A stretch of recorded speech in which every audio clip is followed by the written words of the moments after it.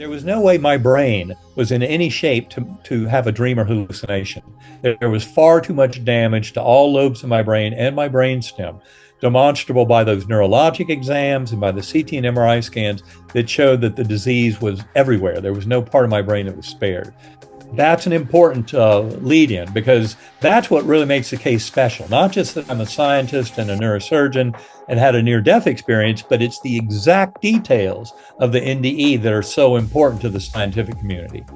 Hi, and welcome back to the Natalie Rustic podcast.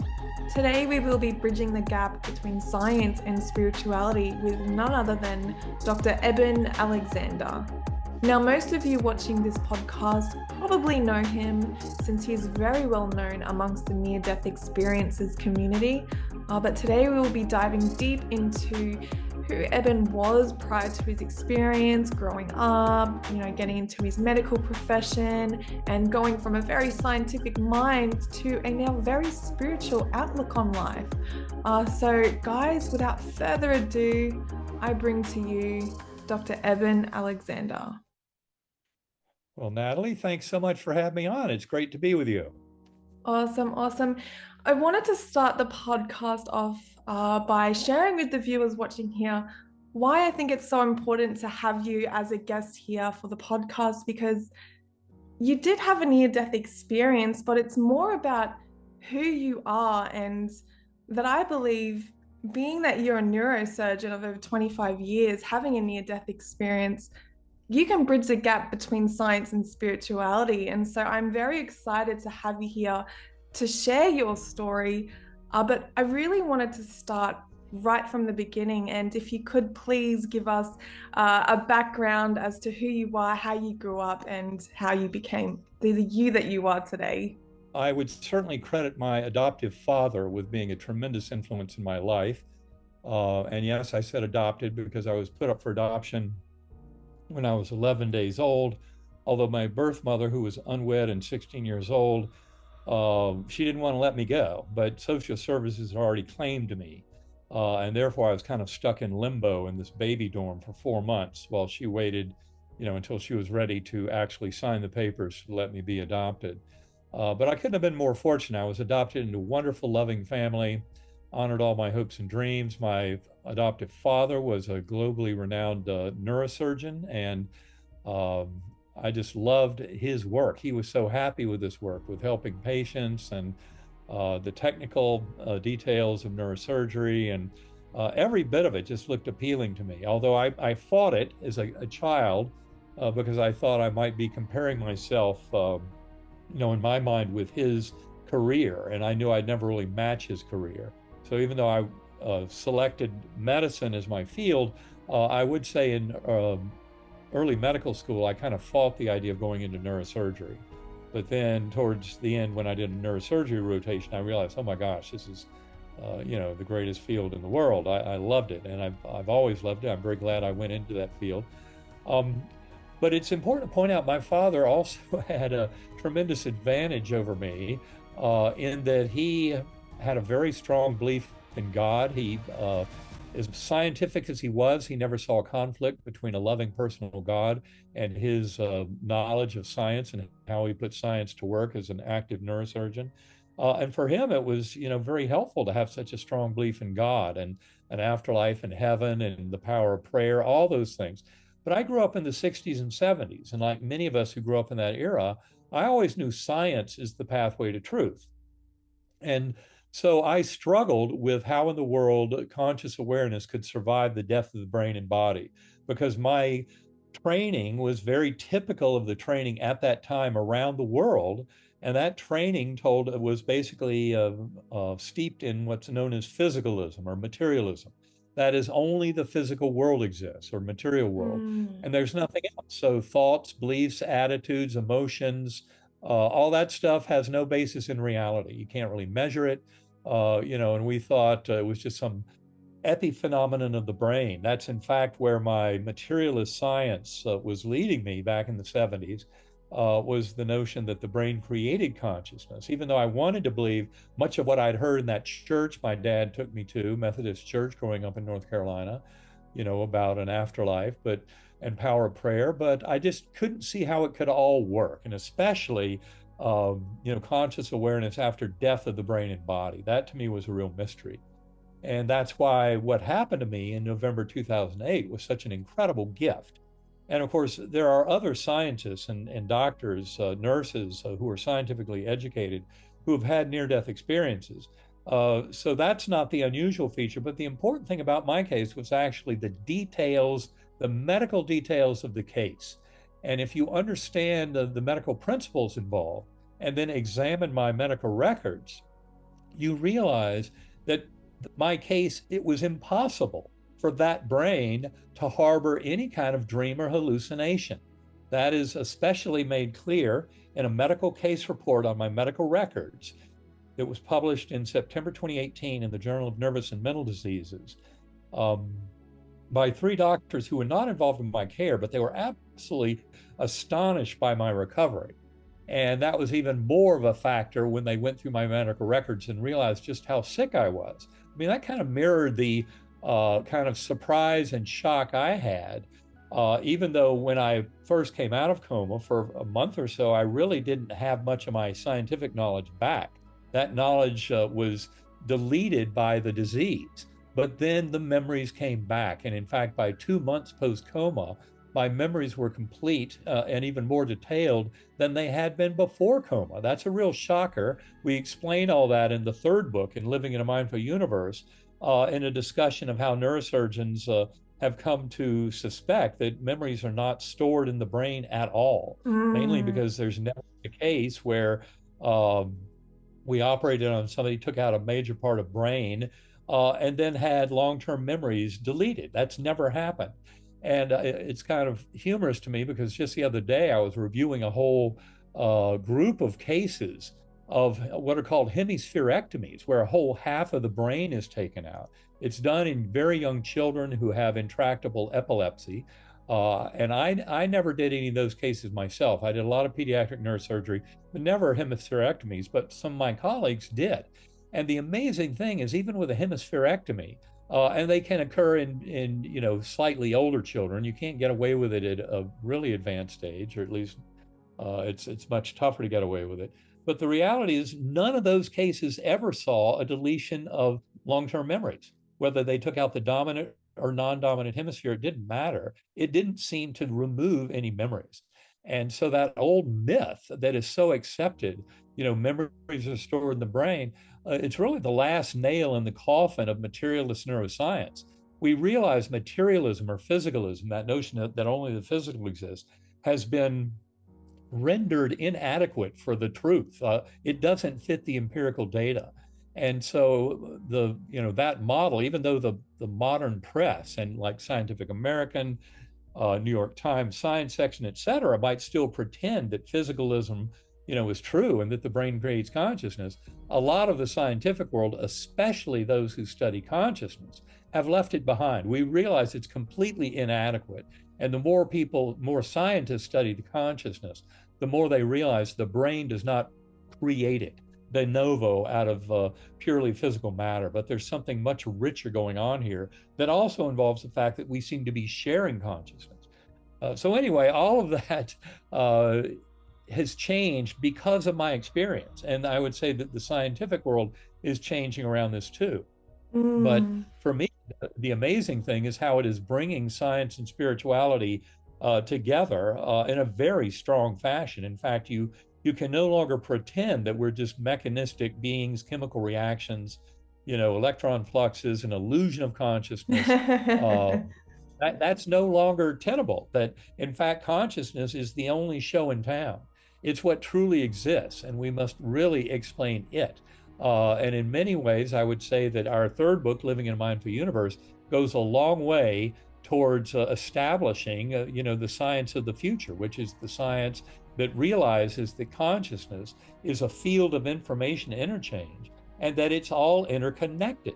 We seem Mm. to think we have our own consciousness, and yet the reality, as we elaborate in our book, Living in a Mindful Universe, and as others have elaborated, and that book is endorsed by many of the world's leading scientists on consciousness studies today. Yeah. So it definitely has some street cred to it, given the endorsements. But really, this revolution is going one way, and we'll never go back to that bleak and paltry fiction of materialism that tries to pretend that the brain creates consciousness, that our existence is birth to death, nothing more, because it doesn't fit the data. The scientific data for the afterlife, the scientific data for reincarnation, past life memories in children, indicating that we've been here before, is way too strong. Now, you can deny it and fail to study it, but that's your own fault and your own problem. Because if you do that, by ignoring evidence and by dismissing and debunking evidence, don't pretend that's going to take you closer to the truth about the universe. We need to take all the evidence that's there. And the evidence for things like near death experiences is overwhelming, especially when you realize that there's also a huge category of what are called shared death experiences, which are just like near death experiences, but they happen in what are normally healthy people. Say someone whose mother is dying 1,000 miles away, and as the mother dies, her soul comes through one of the children, at 1,000 miles Yeah. distant, takes their soul along for witness, even to witnessing a full-blown life review before they come back to this world. Shared death experiences are very real, and I've talked to many people who have had them. In fact, they would often come up to me and explain this experience. They had no idea what it was, and initially I didn't have any idea either. But then I realized Raymond Moody had written yet another brilliant book, just like his book Life After Life in 1975, where he labeled the near death experience. Well, he wrote another book called Glimpses of Eternity, I think in 2011. And in that book, it's totally about shared death. Every single one of them is a shared death experience. And now William Peters in Santa Barbara is doing the Shared Crossing project. And I highly recommend people Google that and go look at his work. And he's trying to set the stage so that people actually will train and increase the chances that they could enjoy a shared death experience with a loved one who is leaving the physical world. So the science on all this is changing dramatically. And we're going to leave behind the nonsense of people who believe that when you die, your conscious awareness goes to zero, Hmm. because that's absolutely untrue.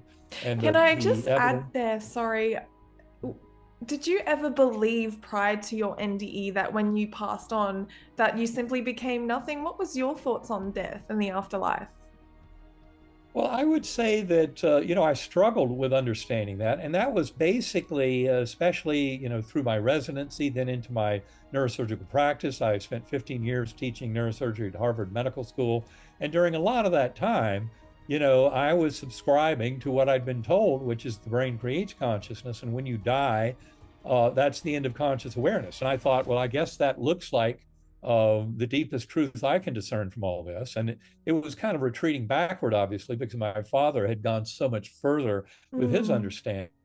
And yet, for me, the science, and tell you the truth, I mean, I've spent the 15 years since my coma trying to make sense of it from a scientific perspective. And one of the Yeah. things I realize is how important quantum physics is. And, quantum physics is something I studied as part of my scientific education. But like most of us, I just used it to understand the chemistry and the physics, and really didn't take it to the next level. The next level is an understanding that everything that you've ever perceived in your life has been filtered through a set of neurons in your brain. And these neurons are nothing but quantum computers. They are absolutely not deterministic Newtonian machines. Whether they fire or don't fire has to do with ion channels and synaptic vesicles that operate completely under the principles of quantum physics, which, if you pay attention to Niels Bohr, one of the founding fathers of quantum physics, he says the world around us, made of all these things that we consider to be real, is actually constructed of things that are decidedly unreal: subatomic particles, electrons, quarks, protons, atoms, molecules. They all follow these principles of quantum physics. And in that world, superpositions, where things can be in multiple places at once, entanglement, where particles are connected in a very deep way, they can be connected across thousands of light years of space, and yet in ways that completely violate what we normally think we understand about relationships in space and time. And the fact that the Yeah. Nobel Prize in Physics in 2022 was given to three physicists, John Clauser, Alain Aspect, and Anton Zeilinger, who did fantastic work in proving the reality of spooky action in a distance, entanglement, and that it was finally honored by the Nobel Committee in the year 2022 tells you the scientific community is ready to move to the next level. Because entanglement, as much as many of the quantum physicists might be hard at work trying to figure out how to explain entanglement in a mechanistic sense in the physical universe, we've already got an excellent explanation for it by acknowledging that the field of consciousness, which goes across all of time and space, and in fact, all of time and space and physical reality emerges from this world of consciousness. That's the field that explains entanglement. You don't need anything more. And so that's where I think many scientists, like Bernardo Kastrup is an excellent example. He's one of the endorsers of our book, Living in a Mindful Universe, and he's done a beautiful job in recent years of elaborating the scientific argument for idealism. Idealism is the notion that mind has a primary existence in the universe and actually serves a very powerful function. It's not just some epiphenomenon that emerges, from the workings of the substance of the brain, like I was taught, and where in my teaching before coma, um, the notion was there's no such thing as free will, because that Yeah. conventional neuroscience pretends that everything that you experience as conscious awareness is the result of chemical reactions and electron fluxes in the brain, all going by the principles of physics, chemistry, biology, that leaves no room for free will at all. And that's where they have it completely backwards. And this is where the science that I've studied for the last 15 years since my coma, and I work with groups of scientists around the world like GalileoCommission.org and scientificandmedical.net based in Europe. I work with Institute of Noetic Sciences, noetic.org in California, and also in Division of Perceptual Studies at University of Virginia, uvadops.org. All of these resources will show you the science is moving far beyond that simplistic falsehood of materialism in trying to explain this. And that involves a deeper understanding, not only of neuroscience and the hard problem of consciousness, but also philosophy of mind, the binding problem, the apparent unity of consciousness within an individual, which is very hard to explain if you're trying to pretend that it's all neuronal populations in the brain contributing their little bits, like the visual cortex, the auditory cortex, executive function, memory, recall, and the limbic system, et cetera. How come it's all so unified? It all seems to be Mm. just one consciousness. Well, that's because it's unified coming in. We're sharing that one mind.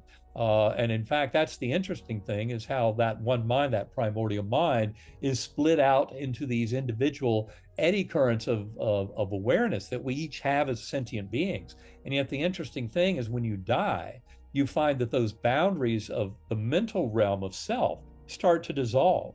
And that's why, for Mm. example, when Anita Morjani had her near-death experience due to lymphoma and a deep coma, where she should have gone on to die within hours, she was able to see in her mental space her brother, who was flying from India to Hong Kong, allegedly for her funeral.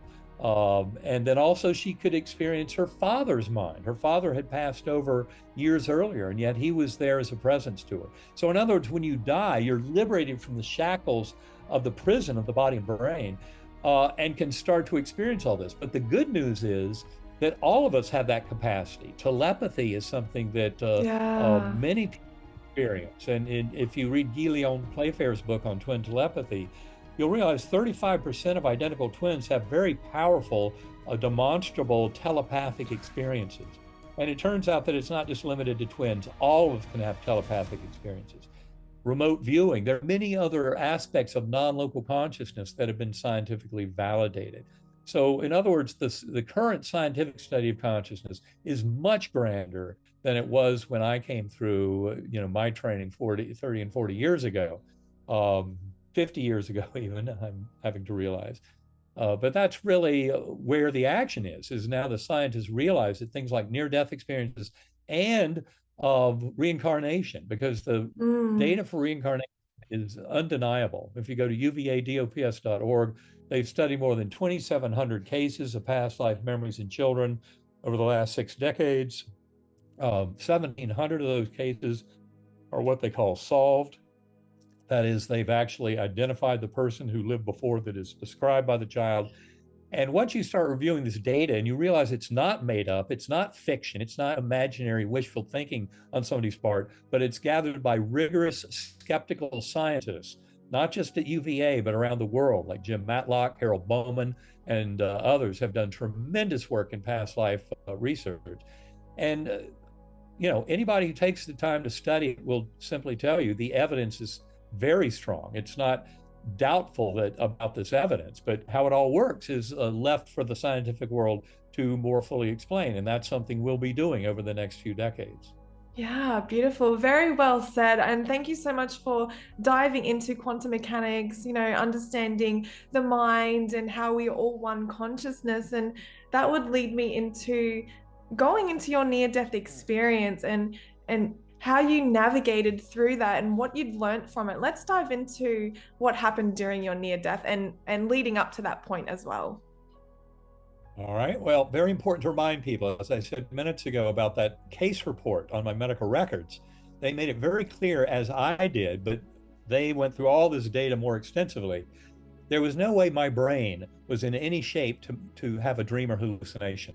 There was far too much damage to all lobes of my brain and my brainstem, demonstrable by those neurologic exams and by the CT and MRI scans that showed that the disease was everywhere. There was no part of my brain that was spared.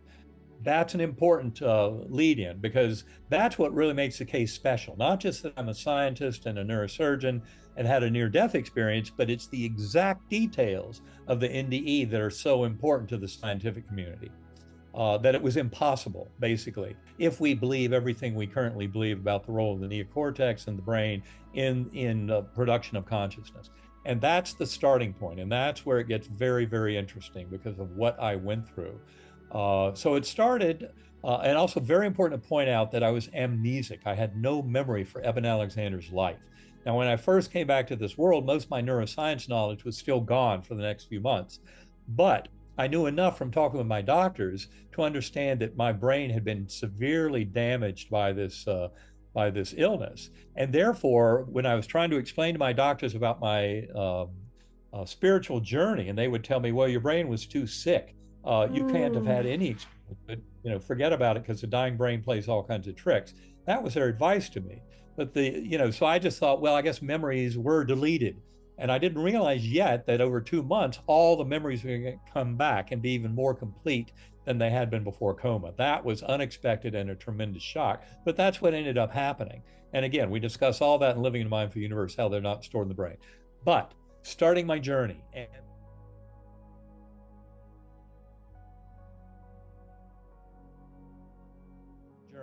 amnesia. I had no memory of anything. I was in this dirty kind of underground space. I call it the earthworm's eye view. I remember roots or blood vessels all around me. It was like being in dirty jello. There was this pounding, monotonous sound to it all. It seemed to go on forever and ever. And since I had no memory of anything else, it wasn't as foreboding as it sounds.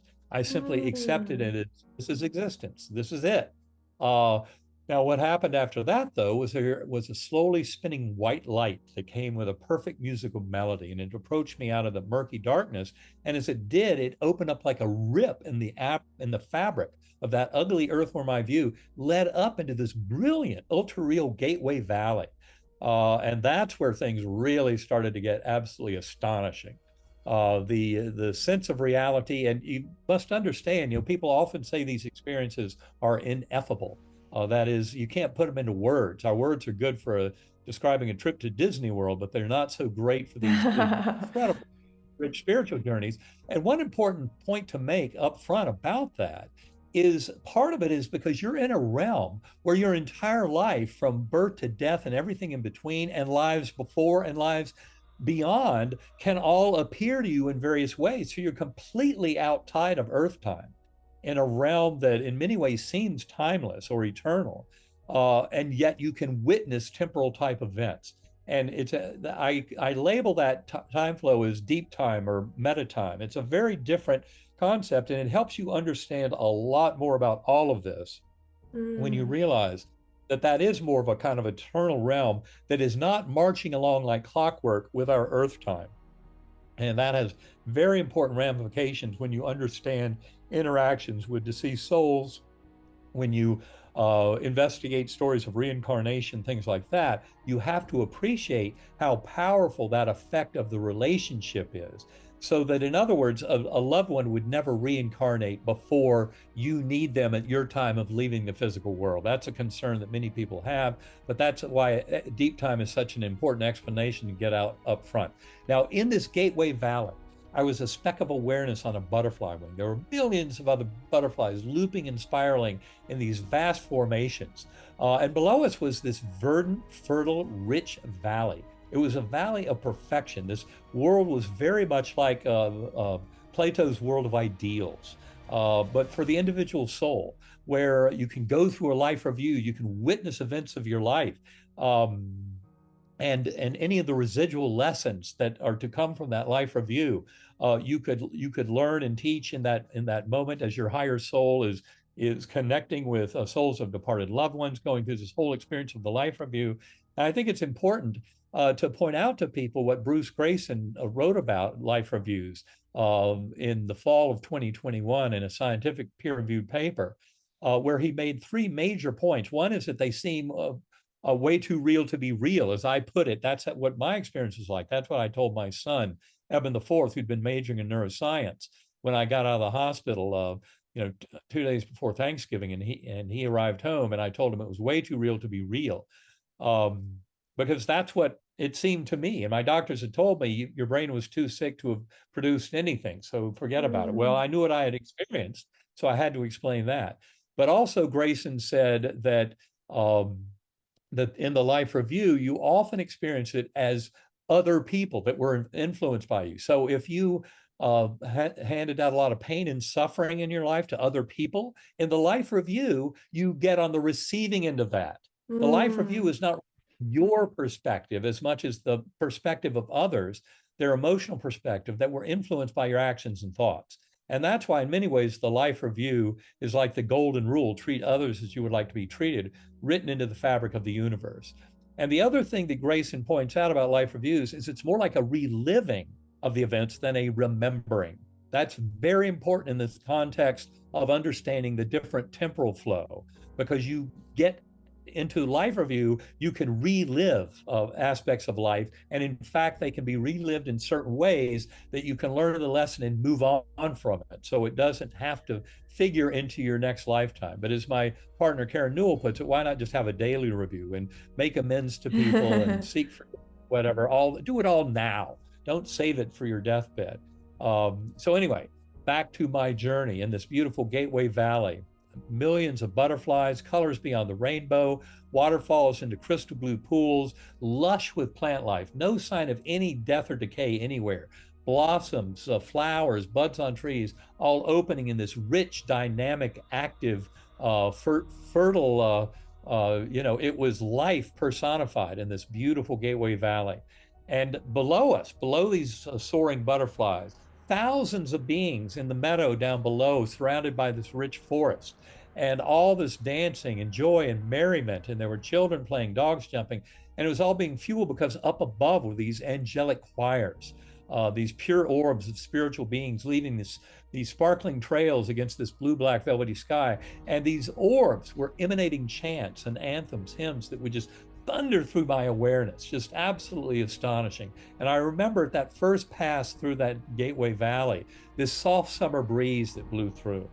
And that was my first awareness of the divine, of that infinitely loving God force that was all through every bit of this. But as a spiritual home, as the source of our very conscious awareness, as a source of pure, unconditional love. And that is what is so comforting to near-death experiencers, is bathing in that ocean of love of that God force. And that's what I was doing on this journey. And that breath, as I called it, that breeze coming through, I called it the breath of God, divine wind, in my writings weeks later.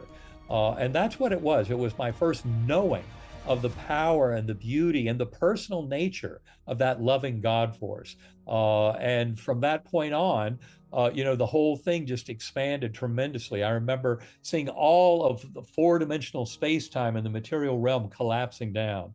All of the spiritual realm, the Gateway Valley and its sense of ultra reality and kind of eternity, all of that collapsing down.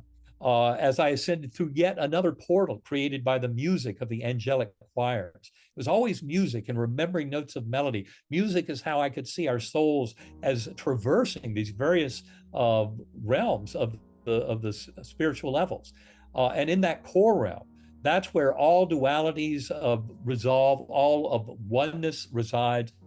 Well, that's where I appreciated the oneness of that divine, infinitely loving God force as the source of my very conscious awareness, as it is for all of us. And that never is that a force separate from us. And that's what is so comforting to near-death experiencers. And that's why trusting in the universe that we can gain through learning more about these stories can help all of us to gain this kind of understanding and ability to communicate with that. But in that core realm, I was told, we'll teach you many things, but you're going back. You're not here to stay. And it wasn't presented in words, but that was the conceptual flow that I converted to words when I wrote it all up weeks later. But another important thing that I forgot to mention about the Gateway Valley was my companion on the butterfly wing. And those who've read the book, Proof of Heaven, will realize just how important she was. That beautiful girl with sparkling blue eyes, high cheekbones, high forehead, broad smile, soft brown hair framing her lovely face. She was wearing the same kind of simple but colorful garb that was worn by all those peasants dancing down below that I said were people between lives, souls between lives. And I remember this beautiful woman look at me with a look of pure love. And as she looked at me, she never said a word. She didn't have to, but her knowing, her kind of mental, emotional truth overlapped directly into my mind. You are deeply loved and cherished forever. You have nothing to fear. You are richly cared for. And the other part of it was you can do no wrong. I wish I'd explained that much better in the book Proof of Heaven. At that point in my journey, I realized in this ocean of love that you can do no wrong, but the proper choices are obviously the ones that lead towards positive soul growth in a positive direction are the ones where you hand out love and compassion and kindness and mercy and forgiveness and all of that. The choices that we make otherwise, if we're greedy or selfish, hurt others, those are not, right decisions. They are choosing a more arduous pathway, I would say.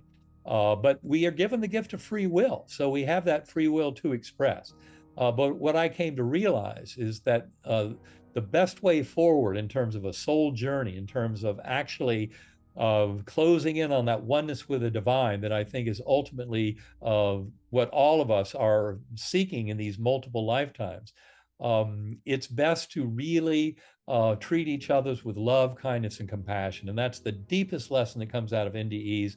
That's the deepest lesson that comes out of all these experiences. After-death communications, deathbed visions, they all focus tremendously on love and on connection and on taking care of each other. And that's really the main lesson that's to be learned. Now, it turns out that I would tumble out of that sanctum sanctorum of the divine in the core realm, inexplicably find myself back down in the earthworm eye view. But by remembering the musical notes of the melody, that's how I could conjure up that light portal. So in my mind, I would just go through those musical notes, the very simple but perfect melody that I'd heard. And that's what would bring that light portal back to me and open up into that rich, ultra-real Gateway Valley.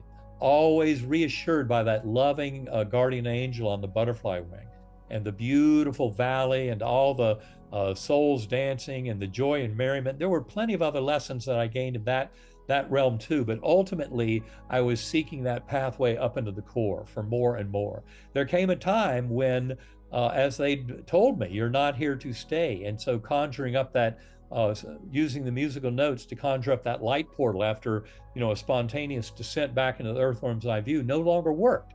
To say I would be sad at that moment would be a vast understatement, but I also knew that I could trust that I would be taken care of. that I had nothing to fear. And that's exactly what I witnessed. Then I saw thousands of beings going off around me into those murky distances, many with heads bowed, arms up like this, some holding candles, some with hoods on. And this murmuring energy was coming from them. The interesting thing to me was that murmuring energy gave me that same beautiful sense of reassurance and of being in my spiritual home that I'd first gotten in the Gateway Valley and in the core realm. But now I was getting it through all these beings surrounding me. What I called that in my writings weeks later, I said that was the power of prayer. That was how I could Wow. kind of sense the kind of connection to fellow beings.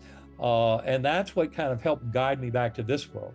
But it was one of the very last things I witnessed in this journey was seeing the six faces that I saw at the very end of my coma journey. And they turn out to be very important because they serve as what are known as veridical time anchors between events going on in the material world and what was going on in my spiritual experience.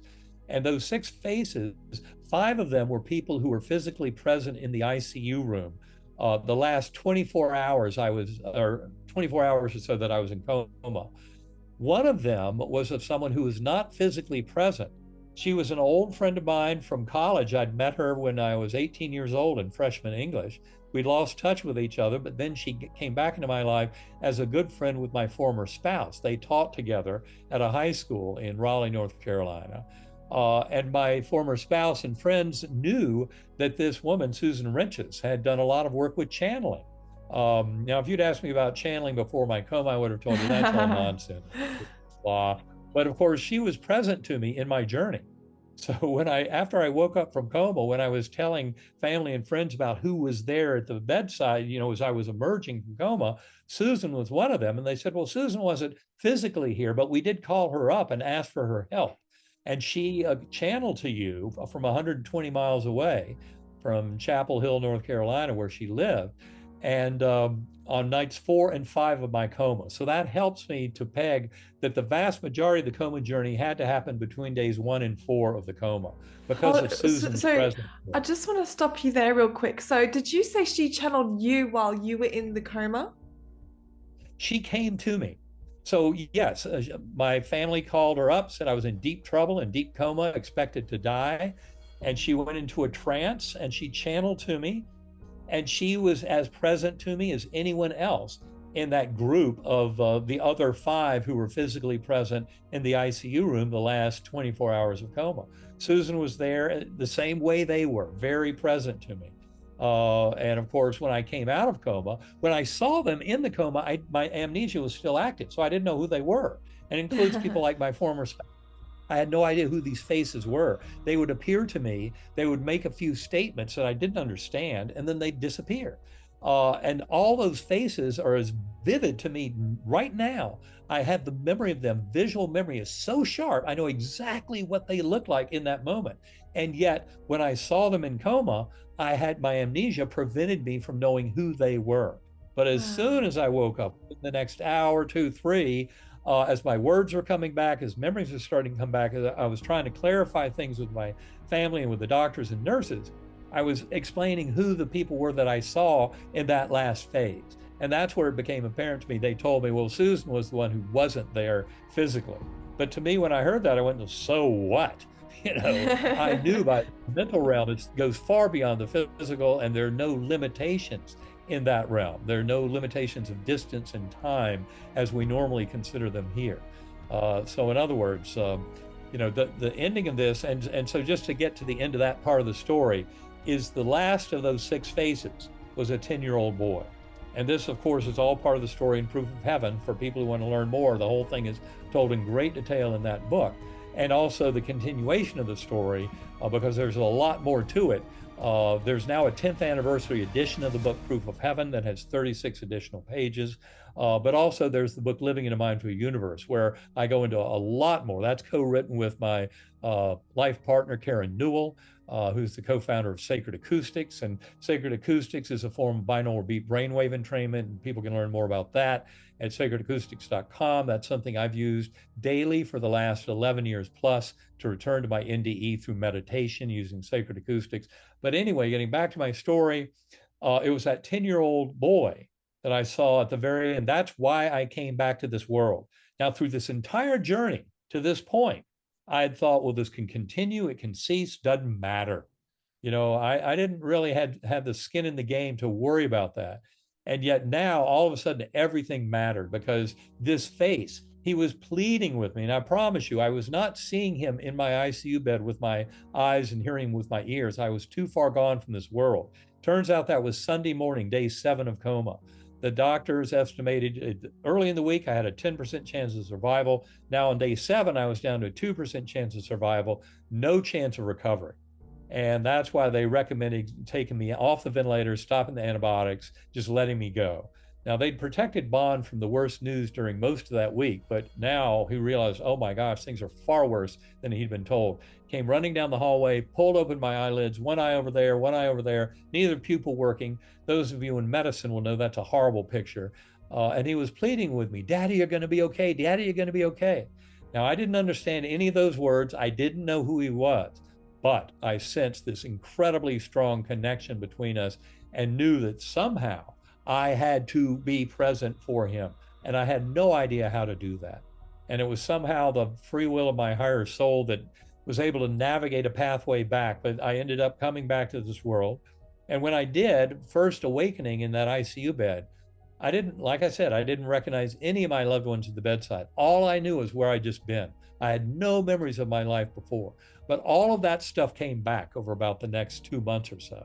And in fact, during the first 6 hours after waking up, I was in and out of a crazy paranoid delusional psychotic nightmare. I know what that looks like, but that's totally different from what I went through in this deep spiritual journey, deep in coma. Those memories of the spiritual journey are as sharp and crisp now as if the whole thing had happened yesterday. Whereas the memories of the 36-hour in and out of nightmare kind of psychotic delusions that I went Yeah. through, that part disappeared. I'm glad I wrote a lot of those memories down in those first few weeks because, by 3 or 4 weeks out, I really had very little memory of that crazy nightmare, but I remembered everything about the deep coma journey that happened paradoxically when my brain was most damaged. And that is why Right. the scientific community takes my case so incredibly seriously because of the facts. And the fact of my survival is the ultimate challenge to anybody who says, oh, this is all woo nonsense. I don't believe any of it. Well, guess what? The fact that I am even here and able to put two words together is a gift of a miraculous recovery that could not have happened without my going through that near death experience. In fact, when the doctors who wrote the case report to the peer reviewed journal, and they were challenged by those scientists at the peer reviewed journal saying, this is absurd. How do you explain this? It's unprecedented in the medical literature. Have somebody this sick from gram-negative bacterial meningoencephalitis, coma from for a week with all of the details, the medical details of the neurologic exams and lab values and scans, et cetera. How do you explain it? They said, the three doctors who wrote the case report said it's because he had a near-death experience. That Wow. explains the miraculous recovery. And it's because they knew of other cases, as did the peer reviewers. And so, like Anita Morjani, her lymphoma that just disappeared after this profound spiritual experience she had, or Dr. Mary C. Neal, who wrote the book To Heaven and Back, an orthopedic surgeon in the US, who had an over 30-minute warm water drowning while kayaking in Chile. Ask any doctor, what does somebody look like after a 30-minute warm water drowning? And they'll tell you their brain is mush, and she was Mm. brought to the surface dead. They resuscitated her. She ended up having a full recovery. Going back to orthopedic surgery, not only that, I've presented with her before at near death conferences, near death experience conferences. She gives a beautiful story of her spiritual journey. So, the message for all of us is if you start paying attention to our spiritual nature and your connectedness with others, start leading a life that really is one of giving out love and kindness and compassion, mercy, acceptance, forgiveness to others, leading that life of love is what can lead to a tremendous amount of health and healing in one's own life. And Yeah. so I benefited tremendously from it and continue to do so. And this is one of the reasons why I feel compelled to share my story with the rest of the world. And it's really all about sharing that story. That's why you'll find millions of views on YouTube of some of the talks I've given. I like giving this stuff away because Yeah. that is how we save this world from its insane addiction to the false sense of separation of materialism, and where that leads us into great trouble. The unity of consciousness that is so clear from the science of consciousness studies that accepts the reality of a lot of this data about near-death experiences, shared death, after-death communications, past life memories in children, indicative of reincarnation, etc., is very instructional for how we can improve all of our lives together and improve this planet. Beautiful. So very well said. And, there's so many things that we can touch on in this podcast, Eben, but you really did point something out to me, and that is the work that you're currently doing with your wife. And you specifically mentioned that you were able to get back to your near-death experience through binaural beats. Is that correct? That's absolutely correct. It's important to point out I've used binaural beats to return to my NDE, not just to recover the memories, but to cultivate, a richer, stronger relationship with, for example, that beautiful guardian angel on the butterfly wing. Also, my father's soul in the book Living in a Mindful Universe. I talk about how I finally encountered him. He had passed over 4 years before my coma, and yet he was not present in my near death experience. That was a deep mystery to me, how that could happen.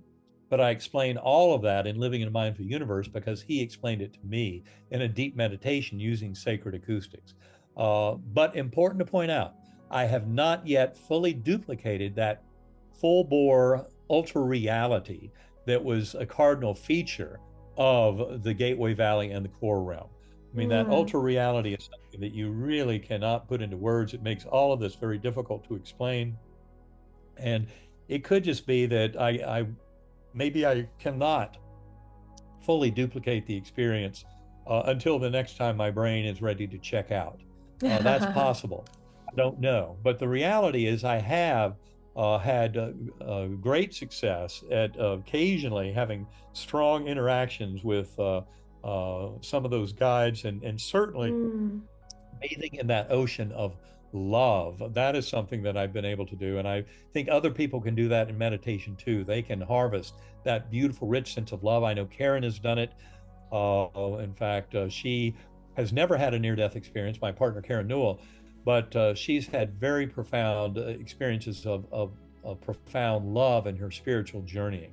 It's something Mm. that we share. I know that she kind of fully kind of groks with me that power of that loving force. But that's really the lesson we're all to learn and bring back here, because this false sense of separation, thinking we're all separate from each other, is really leads us into a lot of kind of bad behavior and things that do not foster the richest spiritual growth.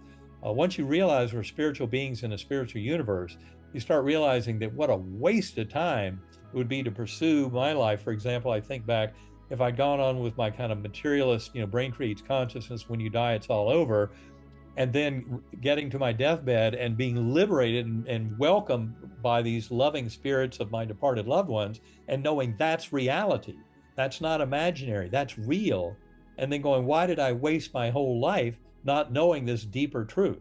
That's one of the reasons why I wrote the book Proof of Heaven, was to help rescue materialists from that horrific realization when they're dying that they've made a huge mistake their whole life by not understanding what a spiritual being they are, and that they've been here before and they'll be here again. Yeah. Um, this is all very kind of important to understand if we want to have a deeper understanding of how we relate to the universe. And our beliefs are very important. But as Soren Kierkegaard said, there are two ways to be fooled. One is by refusing to believe what is true, and the other is by believing something to be true that is false. And in many ways, your beliefs can be falsely misleading. And certainly our kind of conventional societal beliefs about materialism and death being the end, those are false. And they've been disproven by millions of cases, tens of thousands of which have been scientifically studied and verified. And for any of your listeners who need more proof and a solid scientific basis, I will send you to bigelowinstitute.org. Robert Bigelow ran a contest back in 2021. He challenged the scientific world with a question: what's the best scientific evidence for continuation of conscious awareness after permanent bodily death? and they received more than 1,000 inquiries about this contest. And then you had to demonstrate more than 5 years of rigorous scientific research experience in the afterlife question. And from that demand, they got 204 essays. They were originally going to give out 3 monetary prizes, but the essays were so good, so high quality, and proved the afterlife so definitively, they ended up giving out 29 monetary prizes. And all 29 of those essays are available to the reading public for free now at bigelowinstitute.org. Start with Jeffrey Mishlov's first place essay. You'll read that. It's so well written with so much good evidence that you come away going, how could anybody doubt the reality of the afterlife? But there are many other essays there. They're all very, very good. For those who are especially demanding of a hardcore scientific analysis, I would recommend Pim van Lommel's second place essay. He's a Dutch cardiologist who studied NDEs for decades. Beautifully written, makes an eloquent case for the reality of the afterlife. Also, I would recommend Bernardo Kastrup.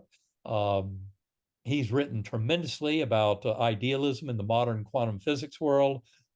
He's a very respected author, as I said earlier. He's one of the many endorsers, as is Dr. Van Lommel and many of the DOPS docs of our book, Living in a Mindful Universe. Also read Julie Beichel's essay. She's head of windbridge.org, has scientifically studied mediums with a quintuply blinded protocol. In fact, when you figure out that the medium only gets a first name, you might wonder how the medium ever gets any success whatsoever. And yet, if they're really good, they get the success. And Julie Beischel demonstrates that beautifully in her Bigelow Institute essay. But once you start reading those essays, you realize this is no longer a question of whether science supports the reality of the afterlife and reincarnation. Science absolutely supports it. The data support it. But Mm. if you're debunking and denying the data, like some of the uh, you know conventional materialist scientists out there making comments on this, like Sean Carroll at Caltech. I've debated him before in an Intelligence Squared debate. He's a brilliant physicist, knows a lot of what he's talking about, but he has no clue what he's talking about with the afterlife. And of course, Mm. he says there is no God. He's very confident of that. He's a militant atheist. 90% of people who've had near-death experiences going back thousands of years across all continents, and this includes near-death experiencers who had previously been agnostic or atheist. 90% of them come back believing in some loving, personal, powerful God force at the core of the universe. Doesn't matter if you want to call it Allah, God, Brahman, Vishnu, Jehovah, Yahweh, Great Spirit, pretending you can name it and claim it, as a puny little human, just does not cut it. But when you realize that the people who have been there in near-death experiences come back saying that that deity exists, I think we should take their word for it and start buying into this and understanding the reality of all this. And the people who haven't been there really don't have much to say about it. Yeah, yeah. I wanted to dive into purpose. Since your near-death experience or beforehand, you were a neuroscientist, very science-minded. And since your near-death experience, do you believe that you have a newfound purpose? And how has this changed your life? Well, it's changed my life completely because I realized after my coma experience the unity of consciousness, the synthesis of consciousness, that we're all truly in this together. I did not yet know all the scientific evidence supporting reincarnation. I had to dive in deep to that, to the UVA-DOPS.org database, and of course got to know the scientists who had done the work. But that was, and doing the homework. And I've spent 15 years since then doing the homework of Mm. jumping into this, studying all these cases, studying the physics, the neuroscience, the philosophy of mind. And now we're beginning to get to where we can understand how it all works. But what you come to realize is the deepest lesson from quantum physics is there is not an objective physical world out there that exists independently of the observing mind. That's the important qualifier. Is the observing mind has a tremendous amount to do with what we see emerging in our physical reality. Mind over matter is a very powerful prospect, and it's one that we can bring to fruition, especially around our health. And that's where, Yeah. for example, placebo effect. Medical science for 70 years has known placebo effect shows the power of someone's beliefs to lead into wholeness and healing. And it's Mm. much more than the sugar pill fixing a headache. If you go to noetic.org and put in the search term spontaneous remission, you can find a book they published in the mid 1990s by Carol Hirschberg and Brendan O'Regan um, on 3,500 cases of spontaneous remission of advanced cancers, advanced infections, things far, and this is all healing beyond any medical intervention. And you find that there's a tremendous amount of spontaneous remission data in the medical literature that show people being able to use prayer and use spiritual modalities to emerge from illness in ways that even go more powerfully than much of our medical intervention, because those 3,500 cases were basically medical failures. They had Mm. medical intervention had happened, but it wasn't working.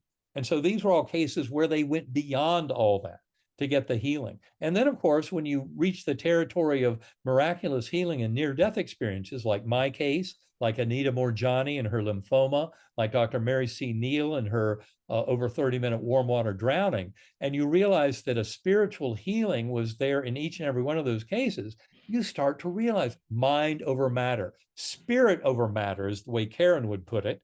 As the neurosurgeon and, all that time at Harvard, I keep kind of defaulting to my academic neurosurgical self, but the reality is she's right.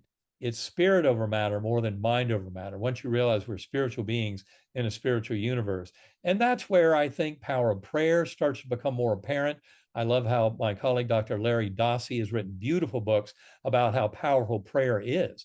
His book, Healing Words and Be Careful What You Pray For, are two books that will help anyone understand prayer can have tremendous power. But as he warns us, be careful what you pray for, because it will often come true. And realize that, our little ego self is often dancing along fairly ignorant to a lot of what's going on. That's why meditation is so important. And meditation is really just a very good way to put your little ego mind into timeout.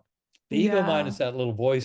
And I love how Robert Singer or Michael Singer in his book, The Untethered Soul, he calls that voice in your head your annoying roommate. That's it. More than that. There's nothing magical about those thoughts in your head. They're little more than a parlor trick. The magic of consciousness is in the awareness. And Yeah. that is something that we all share and share with the universe at large. And that's the part that you can expand on tremendously by going within. Take the Beautiful. time to explore consciousness. You will realize it's much more than just your little version of the universe, compactified inside your skull. But there's tremendous evidence for non-local consciousness as part of all the science. As we said, telepathy, remote viewing, Mm. people, prayer influencing other people's health, things like that.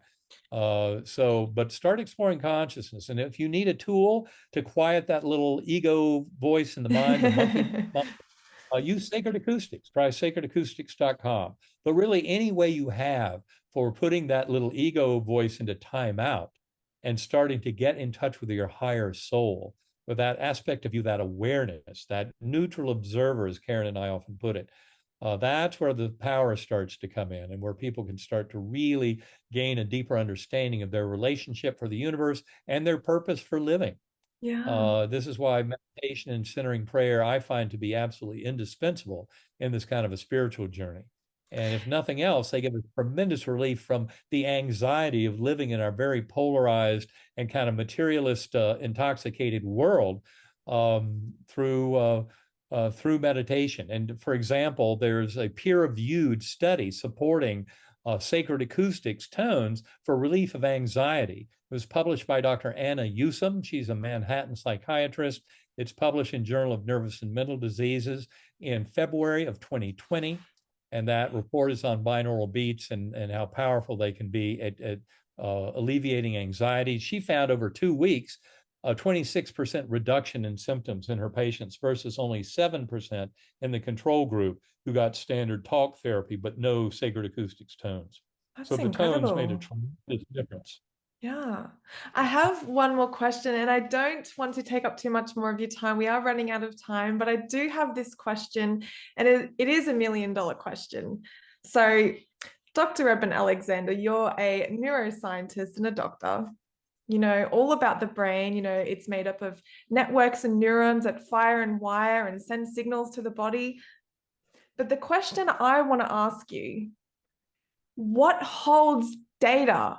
What is the mechanism that holds the information? Where do we speak from? Is this where consciousness comes into play? And I don't expect you to know the answer to this question, but we know how the brain works. But where Well, is this I can tell you, information coming from? I can start the answer to your question. I don't have a complete answer at this point. What I can tell you is the brain is a filter. So it allows access to that primordial consciousness, that consciousness field. Now, you can refer to that field as the quantum hologram. That's what Edgar Mitchell, the Apollo 14 astronaut, labeled it in a chapter that he and Bob Steritz wrote in a book called Quantum Consciousness. But the quantum hologram is a good name for it. It's an information field that contains all possibilities. It's, the information field that we use for memory, et cetera.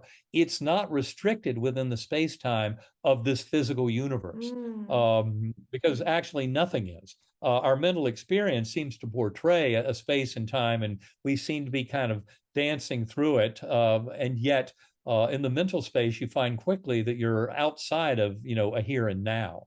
And that's the important thing to explore. But the brain is a filter. Quantum physics is just the effect we see from this filtering mechanism. And when you remember that everything that you've ever been through has involved a filtering mechanism of your brain, where the ion channels and synaptic vesicles are working as quantum computers, none of it is thanks to any kind of Newtonian deterministic like billiard ball models of atoms and molecules. And this is actually something thanks to an Australian neurophysiologist, John C. Eccles. He won a Nobel Prize. He wrote a beautiful set of essays and books in the 70s and 80s, how the self controls its mind, that pointed out that from a quantum physics standpoint, the energy considerations of whether or not the neuron fires or doesn't fire are deep within the limits of Heisenberg's uncertainty principle. So in other words, nothing within the physics of our world allows you to determine whether or not the neuron will fire. It's all happening at such a low energy level that it allows for this primordial mind to have tremendous power over influencing what we see and what we experience as conscious awareness. We still have to work out the details of how all this works. I can tell you, thanks to John C. Eccles from Australia, we certainly have the inklings of where to move forward with a deeper understanding of it all. And there are other currently active people like I know in quantum physics, I'm sorry, I'm blocking on the name right now. George F.R. Ellis, that's it. He's from South Africa. He's written extensively about top-down causality in quantum physics. That's where you start looking to understand this mind over matter and this objective idealism. Or I'll give you the real answer, move beyond all this discussion of mind and, get rid of my little kind of Harvard neurosurgeon trying to stick to the ground of where he was trained. It's evolutionary panentheism would be the answer. That is that God force is within all that is, and it has free will. That's the evolutionary part. And we are all sentient beings that participate in that evolutionary panentheism, which is the beautiful model that explains much more of how this world works and how we can influence our emerging reality, how free will works, and how we can come into health and wholeness and healing through learning much more about these profound principles of mind over matter, supported by the modern science of consciousness. Absolutely remarkable. Thank you so much for answering that question. Thank you so much for joining me and sharing your incredible story. And it's a miracle that you're even here today. So I want to thank you so much for joining. For the viewers watching, how can they find you if they would like to contact you? And also your books as well. Where can they find them? Well, they can reach out at Eben, E-B-E-N, Alexander.com. And I would especially recommend the blog postings there, and the recommended reading list has more than 100 papers, book chapters, et cetera, some with hot links that take you right to the scientific papers. And also the FAQ page is very important, especially for people, reading any of the kind of debates about my story in the lay press, because there's a lot of nonsense out there perpetrated by people who were trying to attack my reputation, et cetera, Mm. that have nothing to do with reality. So if you go to the FAQ page, that will give you a lot of truth about that particular set of circumstances. Also, go to sacredacoustics.com. If you need help with binaural beat brainwave entrainment, try out the free 20-minute file, listen through headphones. Look at some of the instructional videos she has on sacredacoustics.com, and you'll be off to a flying start. In addition, I would recommend INNER sanctumcenter.com. That's a site where Karen and I left a whole set of interviews that we did during the pandemic with some of the global thought leaders on consciousness and other experiencers. It's all free, available to the public. There are some other paid options at innersanctumcenter.com for mental health professionals, et cetera. Some courses that can help them get way up to speed on all this. But those are really the main resources. And Natalie, I would like to thank you very much for having me on. Thank you for what you're doing for getting this out to the world. Awesome, awesome. Well, if we could kindly end the podcast with a positive message from you as a takeaway to our viewers. Well, I think the most important thing is no soul left behind. Karen and I often point out that this revolution in human thought is really one that involves and invites all of us to participate. And any thinking, thoughtful, intellectual, well-read person who is self-reflective and interested in helping the world become a better place, this is where the revolution starts and where the awakening can happen. Now, there's plenty more out there. I mentioned other scientific resources earlier in the discussion, scientificmedical.net, galileocommission.org, et cetera. Many other resources can be found on ebenalexander.com, but this is really for all of us, and it's a gift to all of humanity to help us wake up to a much more kind of optimistic and beautiful future for all of planet Earth. And so I invite all of you to join in, and it's time to change the world. I'm down with that.